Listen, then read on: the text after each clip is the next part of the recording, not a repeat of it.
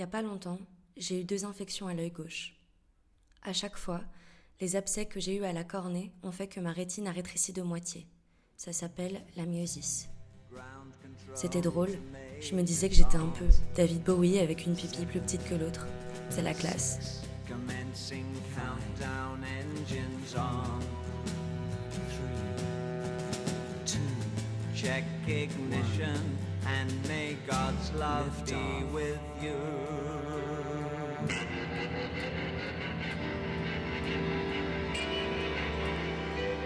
Puis après, les infections ont pris de l'ampleur et mon œil est devenu mi-clos, comme Tom York.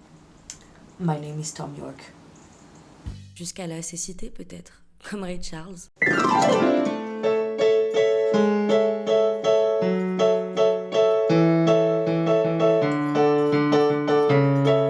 Mais bon, c'est peut-être mieux que je garde mes 2 yeux. Déjà que fonctionnelle, je suis pas sûre d'être un jour aussi bonne au piano qu'il l'était.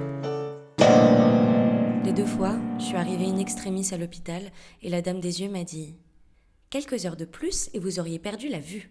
Vous vous rendez compte ? Vous portez des lentilles ? Vous les gardez pour dormir ? C'est pas bien. Fini les lentilles. » Alors, j'ai plus porté de lentilles. J'ai plus porté mes yeux tout court d'ailleurs parce que je porte pas mes lunettes non plus. C'est la mort du détail. Un ample coup de gomme. Et baveuse la ville, cryptée les noms des rues, brouillé les visages. Même le fond de ma tasse de thé, il est douteux. Une grande toile saturée de couleurs hiéroglyphes, de larges morceaux de tartan mal brodés. Un dégueulis de formes que je comprends pas et que j'ai même pas envie de comprendre. C'est se retrouver dans un monde dont on parle pas la langue. Mais j'aime bien voir pas net.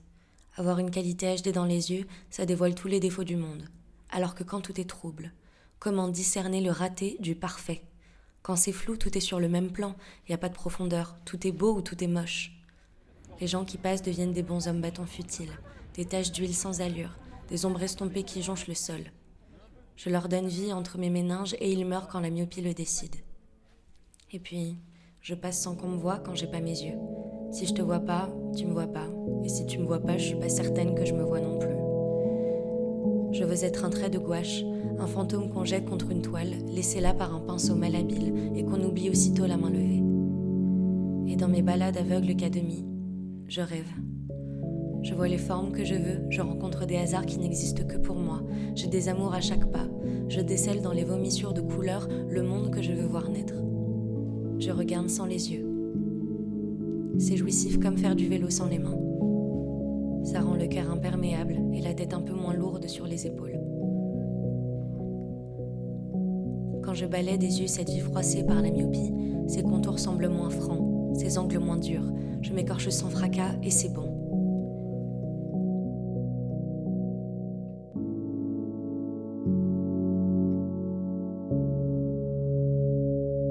Mais à marcher dans des flaques de rêve, le retour au vrai devient aussi sec et rouge qu'un plat assumé contre une grande mer noire pleine de rocailles. C'est la myosis du cœur. Il se recroqueville et se rabougrit sous l'épaisseur de la déception. La déception carabinée et ce vide que nous laisse le rêve avorté qui respire encore sur l'oreiller quand le soleil pointe.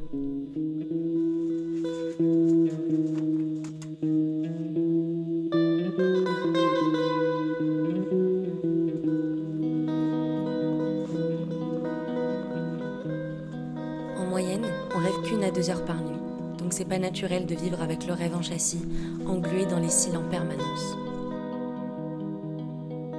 Parce que du rêve au cauchemar, la limite est fine, pas plus grande qu'une fourmi.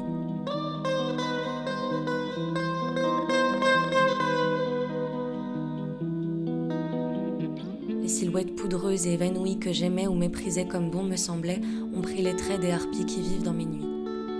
J'ai peur parce que c'est moi qui ai nourri ces goules tenaces et je n'aime plus regarder sans les yeux parce qu'elles me toisent avec les leurs. Et elles sont les seules choses qui me semblent encore vraies.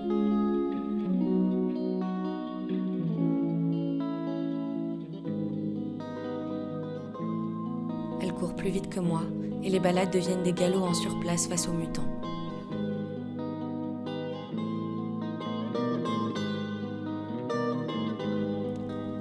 À courir, courir, courir.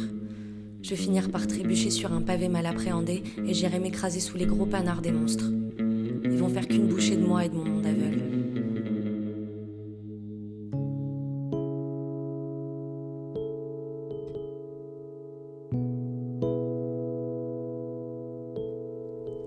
crois que si j'aimais pas regarder le monde avec les yeux avant les abcès, c'est peut-être que ça faisait longtemps que je le regardais plus avec le cœur.